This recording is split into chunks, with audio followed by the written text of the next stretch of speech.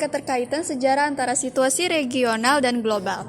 Keterkaitan antara situasi regional dan global sangatlah penting dalam memahami sejarah penjelajahan samudra. Sejarah penjelajahan samudra merupakan suatu proses yang tidak terlepas dari kondisi politik, ekonomi, dan sosial di tingkat regional dan global. Apa saja motivasi penjelajahan samudra yang dilakukan oleh bangsa-bangsa Eropa? Yuk kita cari tahu sama-sama. Yang pertama ada Renaissance, merupakan gerakan kebudayaan yang terjadi di Eropa pada abad ke-14 hingga 17. Gerakan ini ditandai dengan kebangkitan kembali nilai-nilai kebudayaan Yunani dan Romawi kuno yang telah terkubur selama ratusan tahun. Perkembangan ilmu pengetahuan pada masa ini mendorong bangsa Eropa melakukan penjelajahan samudra hingga ke Indonesia. Yang kedua ada perkembangan merkantilisme, revolusi industri dan kapitalisme. Revolusi industri dimulai pada akhir abad ke-18, di mana terjadinya peralihan dalam penggunaan tenaga kerja di Inggris yang sebelumnya menggunakan tenaga hewan dan manusia, yang kemudian digantikan oleh penggunaan mesin yang berbasis manufaktur.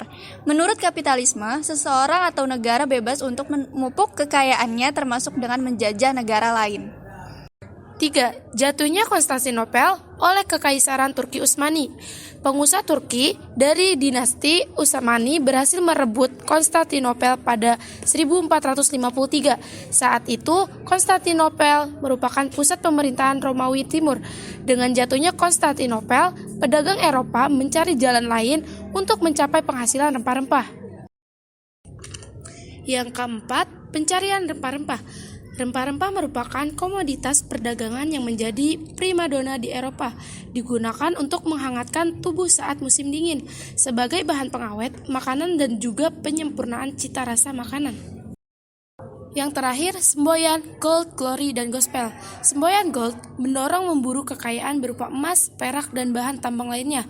Semboyan glory berarti kejayaan, meyakini kejayaan sebuah bangsa dilihat dari banyaknya wilayah koloni yang dimiliki. Semboyan gospel semangat untuk menyebarkan ajaran Injil. B. Kedatangan bangsa-bangsa Eropa di Indonesia. Kedatangan bangsa-bangsa Eropa ke Indonesia dimulai pada abad 16 dan membawa perubahan besar dalam sejarah Indonesia. Para pelaut dan pedagang Eropa yang tiba di Indonesia pada masa itu membawa bersama teknologi dan kebudayaan baru, tetapi juga menyebabkan terjadinya penjajahan yang berkepanjangan. Bangsa Eropa mana saja yang datang ke Indonesia? 1. Penjelajahan samudra bangsa Portugis. Pada abad 15, bangsa Portugis merupakan bangsa yang paling maju di Eropa dalam hal teknologi pelayaran. Di bawah pimpinan tokoh seperti Henry Navigator, bangsa Portugis mulai melakukan ekspansi ke dunia luar Eropa dan melakukan penjelajahan samudra. Tokoh penjelajah samudra dari bangsa Portugis ada Bartolomeu Dias, Vasco da Gama, Afonso de Albuquerque, dan Antonio de Abreu. Bangsa Spanyol juga melakukan penjelajahan samudra.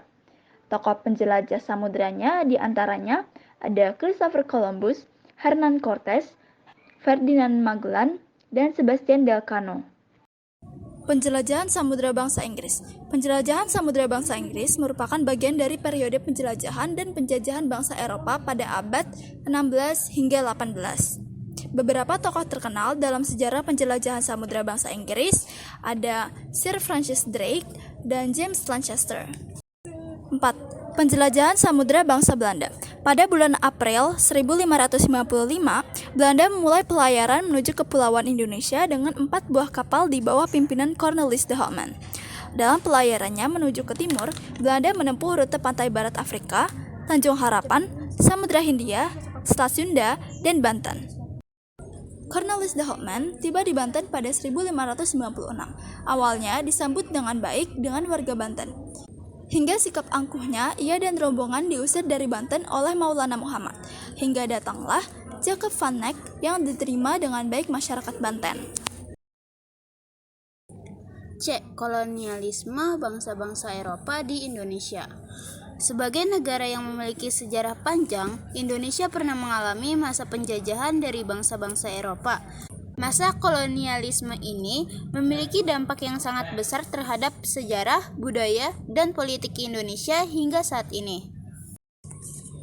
VOC merupakan perusahaan dagang Belanda yang didirikan pada tahun 1602 dan memiliki monopoli perdagangan rempah-rempah di Asia Tenggara.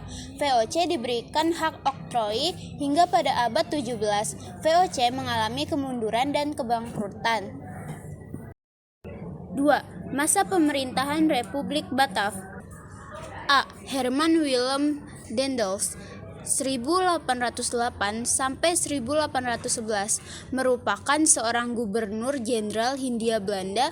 Pada pemerintahannya dianggap paling signifikan dalam sejarah Indonesia, mulai dari bidang pertahanan dan keamanan, pemerintahan, peradilan, hingga ekonomi. Dilanjut, John William Jensen. 3. Masa pemerintahan Inggris.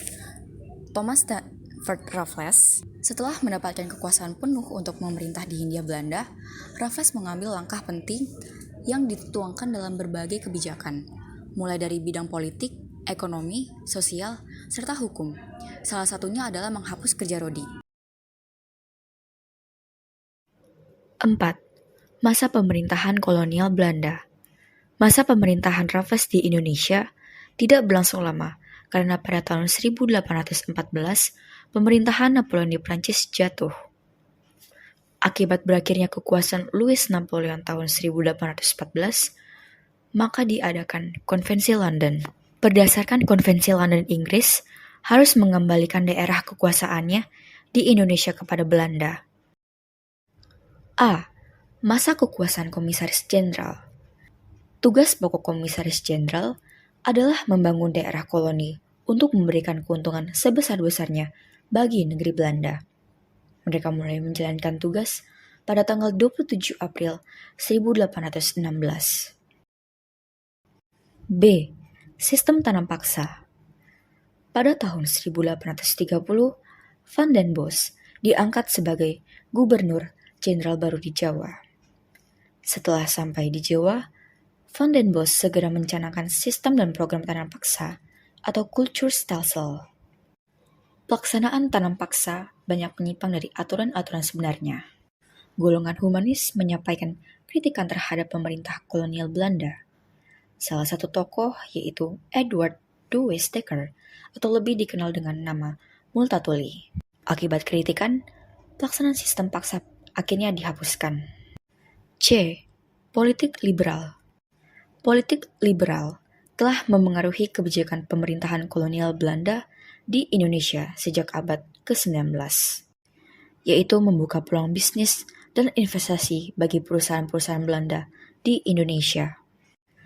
Penerapan politik liberal di Indonesia pada masa kolonial juga memiliki dampak negatif, yaitu terjadinya eksploitasi sumber daya alam dan tenaga kerja Indonesia.